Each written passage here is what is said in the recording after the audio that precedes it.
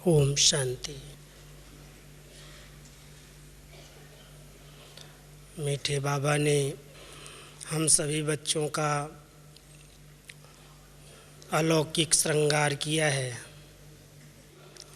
बाबा हम सभी को एक बहुत प्यारा और सुंदर टाइटल देते हैं कि आप सभी ब्राह्मण बच्चे, ब्राह्मण कुलभूषण, मेरे नूरे रतन हो। इस कुल का श्रृंगार हम सभी ब्राह्मण हैं। ब्राह्मण जीवन मिलते ही जो इस जीवन में दिव्यता आई है, पवित्रता आई है, हमारे बोल में जो मधुरता आई है, दृष्टि में जो रूहानियत आई है, ये हम सभी ब्राह्मणों के अलौकिक श्रृंगार हैं या अलंकार हैं। अलंकारी सजी हुई मूर्त हम सभी मंदिरों के अंदर देखते हैं। देवी देवताओं की मूर्तियाँ जो सर्व अलंकारों से सजी हुई अनेक आत्माओं की मनोकामनाएं पूर्ण कर रही हैं। हमारे चित्रों में भी विष्णु का अलंकारिक चित्र हम सब के सामने है। और बाबा हमेशा जब अलंकारों की परिभाषा सुनाते हैं तो यही कहते, बच्चे ये अलंकार मेरे ब्राह्मण बच्चों के हैं। लेकिन ब्राह्मणों की अवस्था, उनकी स्टेज कभी बहुत ऊंची और कभी नीची होती, इसलिए स्थूल रूप में इन अलंकारों को ब्राह्मणों के आगे नहीं रखा जा सकता, ब्राह्मणों को नहीं दिया जा सकता। इसलिए हमारे संपूर्ण स्वरूप को विष्णु स्वरूप में ये सर्व अलंकार दिखाए गए हैं। तो हम सभी जब से बाबा के बच्चे बने हैं, ब्राह्मण जीवन अपनाई है, तो ब्राह्मण बनते ही विष्णुवंशी बाबा एक टाइटल देते हैं, वैष्णव बच्चे। तो वैष्णव आत्माएं जो हैं, जिनका नया जन्म हुआ, नए संस्कार, नए संकल्प और नए संबंध हो गए, ब्राह्मण जीवन में, ब्राह्मण जीवन की अलौकिकता, उसका सुखद अनुभव वही बाबा के बच्चे इस जीवन में करते हैं, जिनके अंदर संपूर्ण नवीनता आई है। अगर ब्राह्मण बनने के बाद भी, नया जन्म होने के बाद, मर्जीवा जन्म लेने के बाद वही पुराने संकल्प चलते रहते हैं, पुरानी आदतें बनी हुई हैं, उन्हीं आदतों के अनुसार संस्कार बन गए हैं, वैसे ही संबंध हैं, तो ब्राह्मण बनते हुए भी उस सुख का अनुभव, अलौकिक जीवन का अनुभव, जो स्टेज बाबा हम सब की देखना चाहते हैं, वर्णन करते हैं, उस स्टेज से हम सभी वंचित रह जाते हैं। जबकि बाबा की पढ़ाई एक ही है, शिक्षाएं एक जैसी मिल रही हैं, हम सबको पालना भी बाबा एक जैसी दे रहे हैं, फिर भी नंबरवार, हमेशा बाबा याद प्यार में कहते हैं, नंबरवार बच्चे, नंबरवार पुरुषार्थ अनुसार याद प्यार। और वो नंबर बनने का कारण इस ब्राह्मण जीवन में पुरानेपन की कितनी विस्मृति हुई है और नयापन कहाँ तक इस जीवन में आया है, हमारे संस्कार, संकल्प और संबंध कहाँ तक अलौकिक हुए हैं, उस आधार से हम नवीनता का अनुभव अगर करते हैं तो ये ब्राह्मण जीवन एक बहुत सुखदायी जीवन, जिसमें गाया हुआ है कि ब्राह्मण जीवन का अतीन्द्रिय सुख गोप गोपियों से पूछो। जिनको भगवान पढ़ा रहे हैं, जिनकी पालना अव्यक्त रूप में अव्यक्त बाप दादा के द्वारा हो रही है, ऐसी ब्राह्मण आत्माएं कितनी महान हैं, कितनी अलौकिक हैं, कितनी श्रेष्ठ हैं। अगर उसकी श्रेष्ठता का वर्णन किया जाए तो कहते हैं कि देवताएं भी इस ब्राह्मण जीवन के लिए तरसते हैं, क्योंकि सबसे श्रेष्ठ पार्ट इस कल्प के अंदर हम आप सभी अनुभव कर रहे हैं, भगवान से डायरेक्ट मिलने का। बाबा ने एक बहुत सुंदर स्मृति दिलाई कि तुम्हारे सर्व संबंध डायरेक्ट वर्ड अथॉरिटी के साथ हैं। सिर्फ इस स्मृति में रहो तो सर्व प्राप्तियों से संपन्न बन जाएंगे, सर्व शक्तियाँ आपका श्रृंगार बन जाएंगी। तो जब आज मुझे विषय अचानक कहा गया कि ब्राह्मण जीवन के अलंकार, इस पर आप क्लास कराना, तो मैंने कहा कि क्या होते हैं वो अलंकार। कभी ऐसा विषय पहली बार मैंने सुना और सोचा। वैसे तो बाबा की मुरलियाँ हम सबका श्रृंगार कर रही हैं, भिन्न भिन्न शिक्षाएं ही हमारा अलंकार बनी हुई हैं, और उन शिक्षाओं के अलंकार को अगर हम सभी अपने साथ रखते हैं तो ये अलंकारी मूर्त अनेक आत्माओं को दर्शन कराने लगती है, दर्शनीय मूर्त बन जाती है। बाबा के महावाक्यों पर ध्यान दिया होगा। बाबा ने हम सबको एक अलौकिक दर्पण के रूप में दर्शनीय मूर्त बनने की प्रेरणा दी है। इस मूर्त से बाबा का साक्षात्कार हो, आपकी चलन से, आपकी बोलचाल और भाषा से, व्यवहार से बाप दिखाई दे। ब्रह्मा बाप का दर्शन कराने वाला ये आपका चेहरा हो। तो जब इस पर हम सभी चिंतन करते हैं, विचार करते हैं, तो बाबा की मूर्त हम सब के सामने आती है।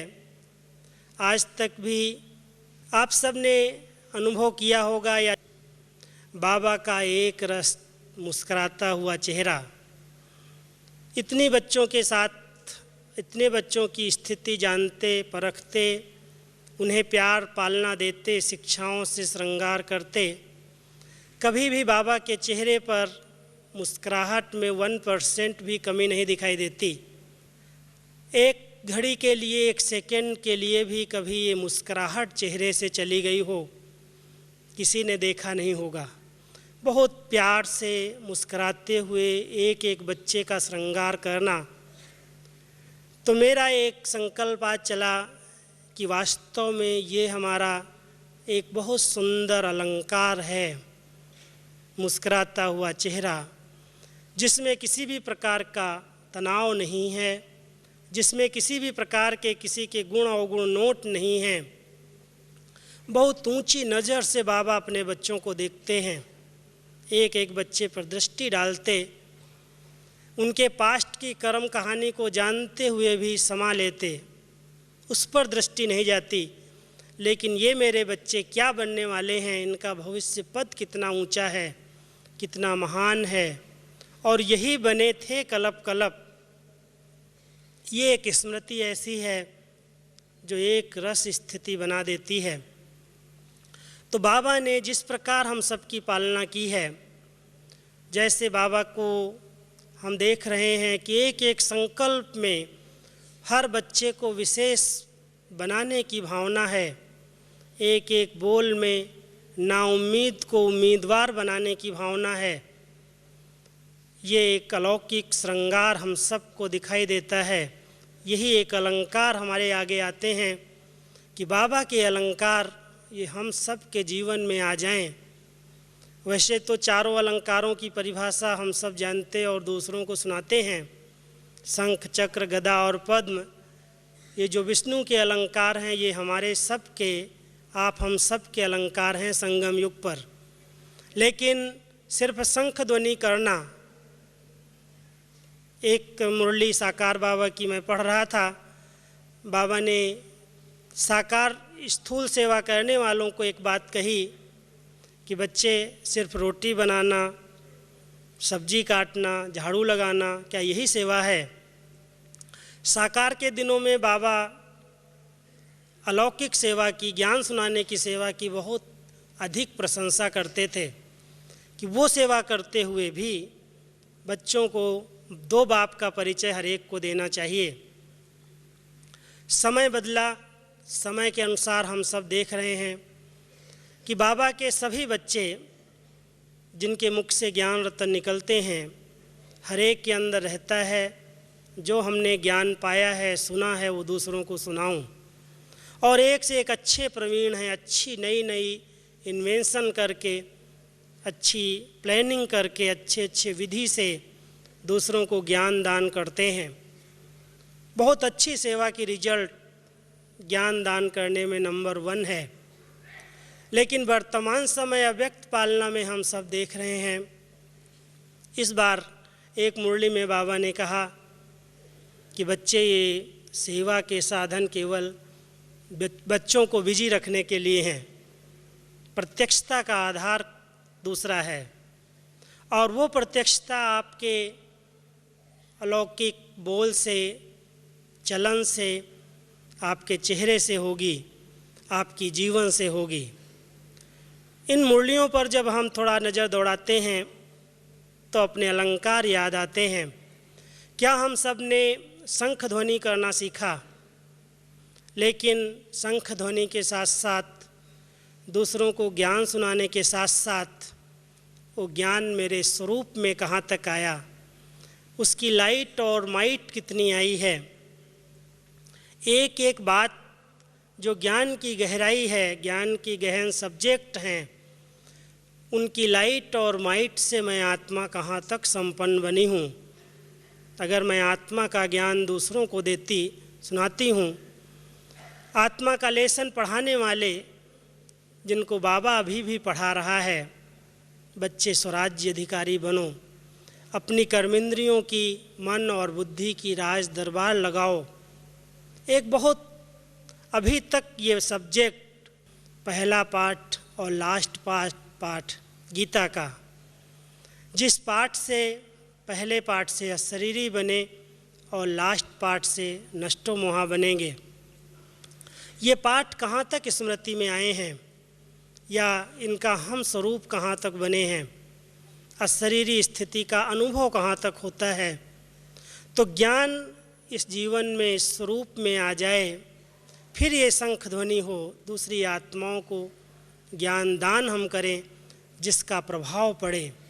तो ये अलंकार जो हम सबको बाबा ने दिया है शंख ध्वनि करने का, शंख ध्वनि की बात, जो शंख हम सबका पहला अलंकार है, जो हम दूसरों को कहते हैं जैसी कथनी वैसी करनी, अगर उसी प्रमाण है तो उसका प्रभाव पड़ता है।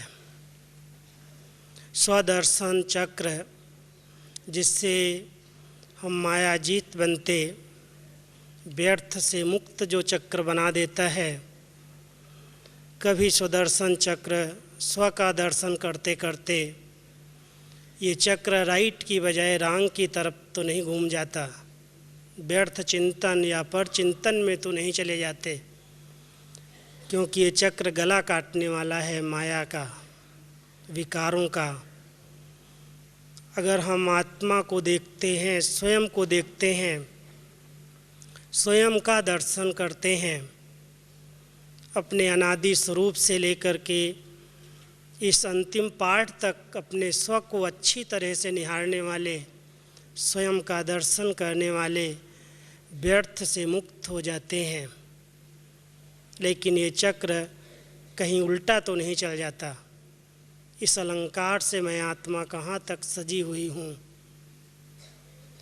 पदम कमल जो न्यारे और प्यारे का प्रतीक है, हर आत्मा के साथ पार्ट बजाते हुए, कर्म करते हुए, किसी के प्यार के प्रभाव में ना आ जाएं, किससे इतना न्यारे न बन जाएं जो न्यारापन वैराग्य दिलाने वाला हो, किनारा करा दे। इन दोनों का बैलेंस कहाँ तक रहता है। ज्ञान की गदा, शक्तियों की गदा विकारों पर विजय प्राप्त करने के लिए है, आपस में एक दूसरे को दिखाने के लिए नहीं। हम सभी अगर इन सूक्ष्म अलंकारों से सदा सजे हुए हैं, इन अलंकारों को सदा साथ रखते हैं, इनकी शोभा किन बातों से होती है, ये अलंकार तो हम सब ने धारण कर लिए, लेकिन इनकी शोभा तब है जब ये जीवन सबसे पहले, अगर हम किसी मूर्ति को देखें जो सजी सजाई है, जो अलंकारों से सजी हुई होती है, उसका प्रभाव, उसकी शोभा लाइट से होती है। लाइट के बिना श्रृंगार शोभता नहीं है। ये सब श्रृंगार की शोभा हमारी लाइट स्थिति से है। अगर डबल लाइट स्थिति जो बाबा हम सब बच्चों की चाहता है, कितनी भी सेवाएं हों, कितनी भी जवाबदारियां हों, लेकिन एक लाइट है ज्योति स्वरूप स्थिति, आत्मा लाइट है, प्रकाश स्वरूप है, और दूसरी लाइट है हल्केपन की, बोझ नहीं है। बाबा ने इस बार एक बहुत सुंदर महावाक्य थोड़े से भाइयों के आगे उच्चारे थे कि ब्रह्मा बाबा की जितनी जवाबदारियां आप पर नहीं हैं, लेकिन सब जवाबदारियां संभालते हुए बाबा बहुत लाइट रहे। आप बच्चे भी जवाबदारियां कितनी भी हों, लेकिन कभी बोझ अपने ऊपर नहीं लेना, डबल लाइट स्थिति में रहना, ये श्रृंगार आपके कायम रहेंगे।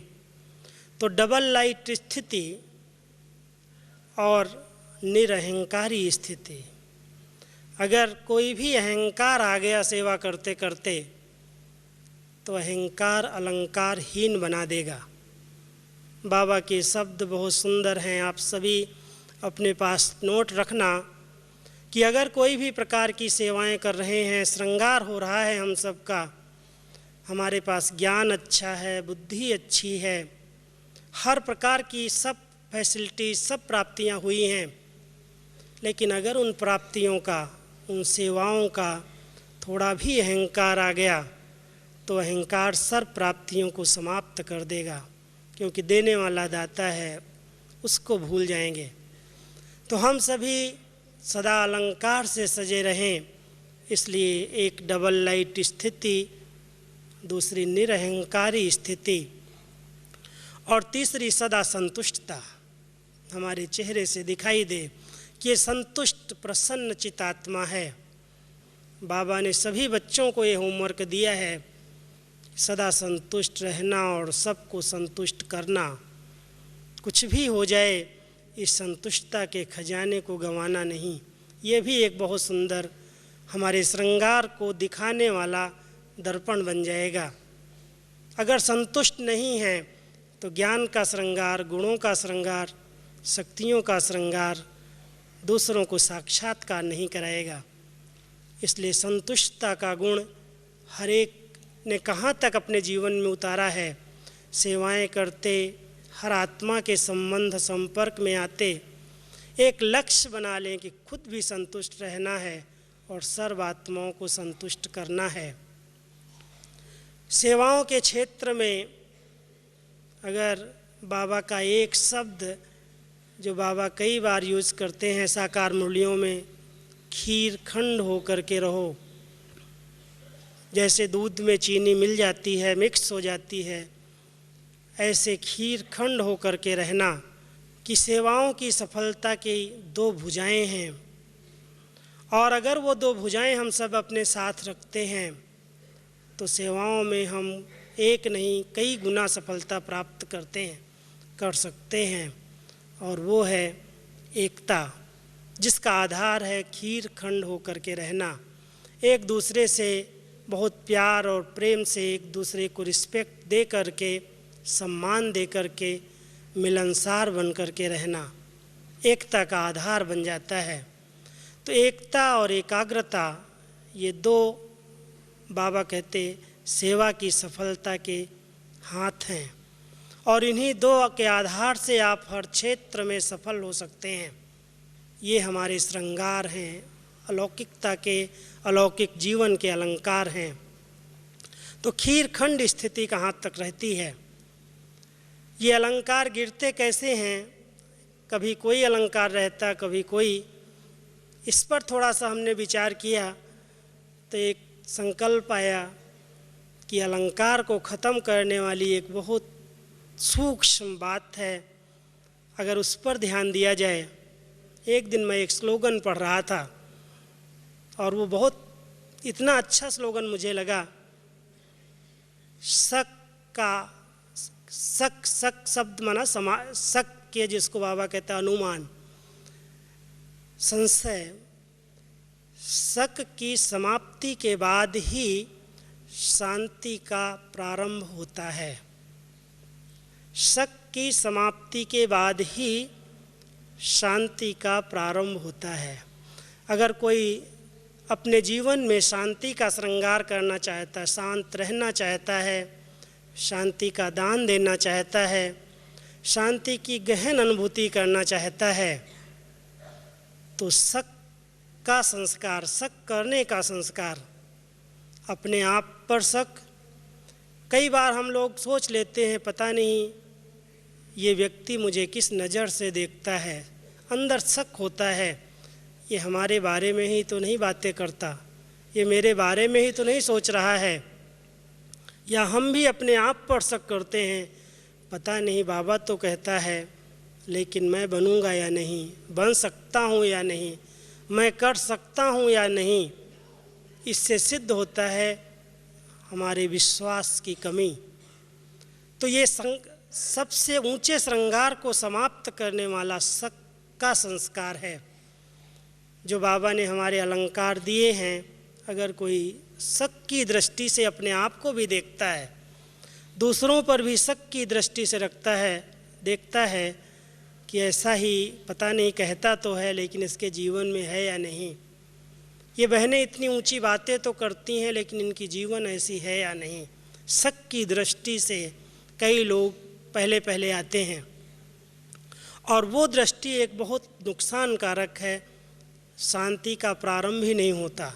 अपने शांत स्वरूप स्थिति में आत्मा पहले स्थित ही नहीं हो पाती, क्योंकि शक का संस्कार बहुत अंदर का कड़ा संस्कार है। और अगर इस संस्कार पर हमने विजय नहीं प्राप्त की तो बाबा का एक शब्द साधारण शब्दों में ही आता है, संशय बुद्धि विनशयन्ति। शक माना संशय, और अगर शक है, संशय है अपने आप पर भी, तो भी विनाश को प्राप्त होंगे। इसलिए ऐसे ऐसे बाबा के शब्द याद रखें तो ये अलंकार हमारे सदा कायम रह सकते हैं। दूसरी एक बात ध्यान पर आई, अहंकार जैसे अलंकारहीन बनाता, ऐसे ही अगर कोई भी व्यक्ति में ईर्ष्या का सूक्ष्म संस्कार है, क्रोध को हम सब जीत लेते हैं, लेकिन ईर्ष्या का एक स्लोगन हम कभी कभी अपने भारत में चलने वाले ट्रकों के पीछे देखते हैं। लिखा होता है कि व्यक्ति अपने दुख से कम दुखी होता है, दूसरे के सुख को देख करके अधिक दुखी होता है, दूसरे के सुख में अधिक दुखी हो जाता है। कई बार हम दूसरों के पास क्या है, इसके पास इतना है, मेरे पास नहीं है, अपने आप को नहीं देखते, लेकिन दूसरों को देख करके जलते रहते हैं। और बाबा ने इस पर बहुत गहरी शिक्षाएं दी हैं कि ईर्ष्या एक काली अग्नि है और ये काली अग्नि अंदर ही अंदर जलाती है। हर आत्मा का अपना पार्ट है, हर आत्मा की अपनी विशेषता है, हर आत्मा का अपना भाग्य है। हम किसी से भेंट नहीं कर सकते। हर एक की विशेषताएं अपनी हैं, हर एक की बुद्धि अपनी है, हर एक के कर्म अपने हैं। और अगर हम किसी से भेंट करते हैं तो कभी भी संतुष्ट और सुखी जीवन व्यतीत नहीं कर सकते। अलंकार सहज, हर अलंकार को समाप्त करने वाली ईर्ष्या की आग है। चाहे जितना भी बाबा ने हम सबका श्रृंगार किया, अलंकार दिए हैं, लेकिन ईर्ष्यालु कभी भी उसके सुख का अनुभव नहीं कर सकता, चेहरे पर उसके अलंकार दिखाई नहीं देगा। तो हम सभी अगर इन छोटी छोटी सूक्ष्म शिक्षाओं को बाबा की स्मृति में रखते हैं तो ये अलंकार हमारे सदा के लिए कायम रह सकते हैं, क्योंकि अलंकारी हुई मूर्ति ही सबको अच्छी लगती है। अभी भी जो पर्दा नहीं खुल रहा है, प्रत्यक्षता का पर्दा खुलने में जो देरी है, इतनी सेवाएं हो रही हैं, इतनी वृद्धि हो गई सेवाओं की, कितनी आत्माओं तक हम डायरेक्ट पहुंच चुके हैं। टीवी के माध्यम से, रेडियो के माध्यम से, अखबारों के माध्यम से हजारों करोड़ों आत्माओं तक संदेश बाबा का पहुंचा है, लेकिन आज तक बाबा का ये शब्द कि ये ही हैं, यही हैं, यही हैं प्रत्यक्ष नहीं हो रहा। सब भेंट करते हैं, जैसे ये हैं ऐसे ये हैं, और कई बार कह देते हैं कि अभी तो यहाँ भी ऐसा होता है जैसे दूसरी संस्थाओं में होता। अगर इस प्रकार से ही भेंट चलती रही तो बाबा का नाम जो इतनी हम सब ने पालना ली है, जो इतनी ऊंची जीवन हम सब की बनी है, आखिर भी प्रत्यक्षता कैसे होगी। एक हंसी की बात मैं सुनाता हूँ। एक भाई ने मुझसे अचानक पूछा कि भाई साहब, बाबा कहता है मैंने तुम्हें इतनी प्राप्तियाँ कराई हैं, मुझे तो लगता नहीं क्या प्राप्ति हुई है, क्या प्राप्तियाँ हुई हैं। तो मैंने कहा सचमुच कभी आपने सोचा ही नहीं कि मुझे क्या प्राप्तियाँ हुई हैं। इतनी श्रेष्ठ जीवन जो बाबा ने दी है, जिसमें दिव्य बुद्धि है, जिसमें अच्छे विचार हैं, अच्छे संस्कार हैं, जिनका बोल चाल अच्छा सात्विक है, खान पान इतना शुद्ध बन गया है, व्यवहार इतना अच्छा बन गया, फिर भी कहते क्या प्राप्तियाँ हुई हैं। आज अगर ज्ञान नहीं होता तो क्या हाल होता आपका। ज्ञान ही इतनी सुंदर पालना हम सबकी कर रहा है, बाबा की शिक्षाएं ही इतनी प्राप्तियां करा रही हैं। अगर हम सभी बाबा के ज्ञान को, शिक्षाओं को अमल में लाते हैं, उन पर चिंतन करते हैं, तो क्या नहीं हम सबको बाबा ने दिया है। खुशियों का खजाना है, श्रेष्ठ संकल्पों का खजाना है। एक एक खजाने पर हम सब अपनी नज़र दौड़ाएं तो सर्व खजानों से बाबा ने एक एक बच्चे को माला माल बनाया है। रोज़ दे रहा है, ऐसा नहीं एक दिन दिया दूसरे दिन नहीं। बाबा की मुरलियों में रोज़ नया खजाना, रोज़ नया मार्गदर्शन मिलता है।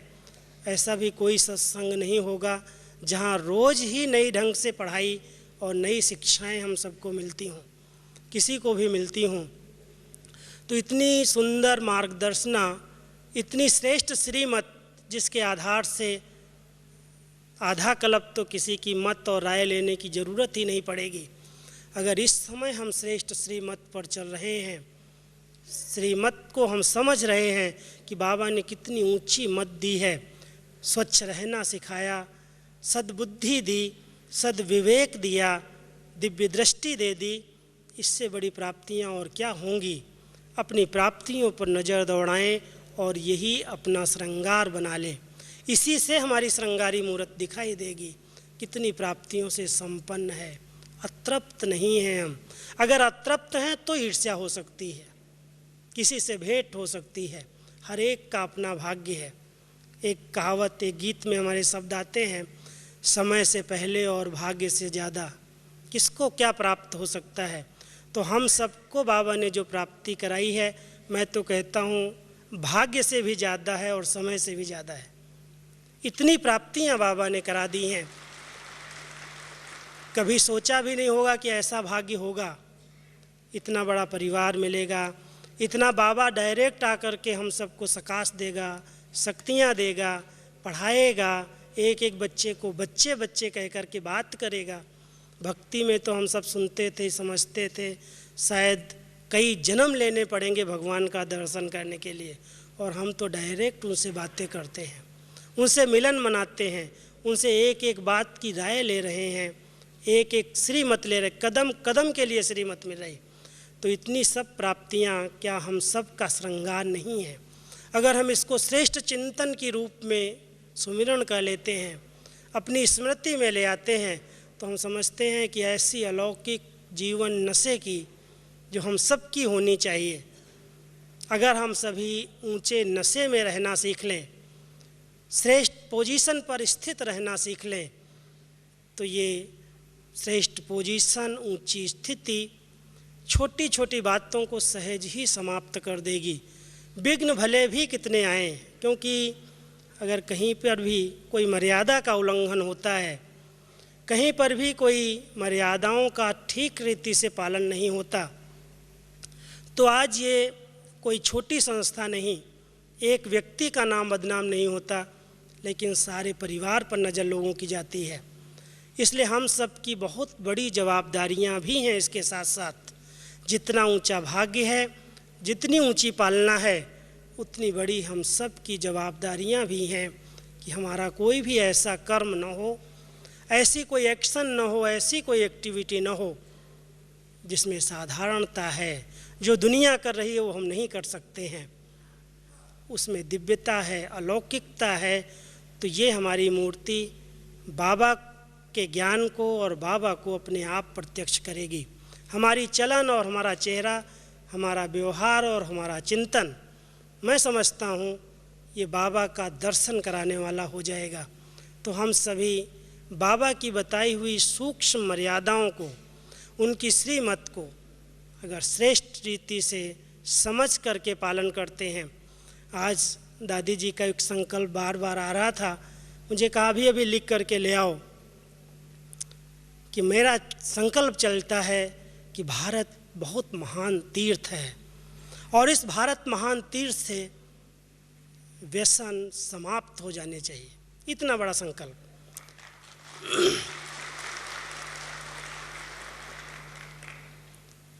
ये सारा संसार जो व्यसनों का गुलाम बन गया है,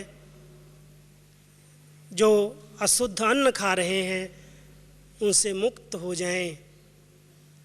कितनी शुभ प्रेरणाएं हैं, कितने शुभ संकल्प हैं। हम सब का प्रयास है। पहले तो हम सबको बाबा ने इन सबसे मुक्त किया है। हर एक बाबा का बच्चा जो भी इस सभा में आता है, हर एक व्यसनों से, अशुद्ध अन्न से मुक्त तो है ही। है कोई ऐसा जो अभी भी अशुद्ध अन्न का प्रयोग कर लेता हो, लहसुन प्याज भी खाता हो? इस सभा में तो नहीं होगा। है कोई ऐसा? तो हम सभी बाबा के पक्के वैष्णव बच्चे हैं और वैष्णव माना अशुद्धता का संपूर्ण त्याग, तमो प्रधानता का संपूर्ण त्याग। सच्चे वैष्णव बन कर के, अलंकारधारी बन कर के हम बाबा को प्रत्यक्ष करें, बाबा के ज्ञान को प्रत्यक्ष करें। यही बाबा की श्रेष्ठ आस है। तो आप सभी दादी जी के संकल्प को, बाबा के संकल्प को पूरा करने का संकल्प लेकर के, दृढ़ता से लेकर के यहाँ से जाएंगे तो मैं समझता हूँ कि एक एक की सूरत से, एक एक की चलन से दिखाई देगा कि सचमुच ये अलौकिक लोग हैं। जब ब्राह्मण शब्द मैं कहता हूँ, ब्राह्मण माना जाति की बात नहीं है, लेकिन एकदम शूद्रपन समाप्त हो जाए। जो लौकिकता थी, शूद्र माना जाति की बात नहीं है, लेकिन जो साधारणता है, लौकिकता है। कभी कभी साधारण भाषा में बोल देते हैं ये फलानी जाति का है, फलाने धर्म का है, फलाने कुल का है। बाबा ने उन सब से हम सब को न्यारा बनाया है, निकाल लिया है। जाति भेद, रंग भेद, भाषा भेद, इन सब से मुक्त करके अलौकिक ब्राह्मण मुख वंशावली बनाया है। तो हम सभी ब्रह्मा की मुख की संतान कौन है? ब्राह्मण कुल भूषण, बाबा के नूरे रतन, बाबा के नूर में बसने वाले। हम सब की नूर में बाबा बसता। नूर जो दो आँखों के बीच में एक बहुत महीन बिंदु दिखाई देती है, जिससे हम सब देखते हैं। हम सभी बाबा के नूर में बसें और बाबा इन नयनों में बस जाए, बस यही आस है। तो हम सभी बाबा को अपने नयनों में बसाकर श्रृंगारी मूर्त, अलंकारी मूर्त बन जाएं, तो बाबा प्रत्यक्ष हो जाएगा। ओम शांति।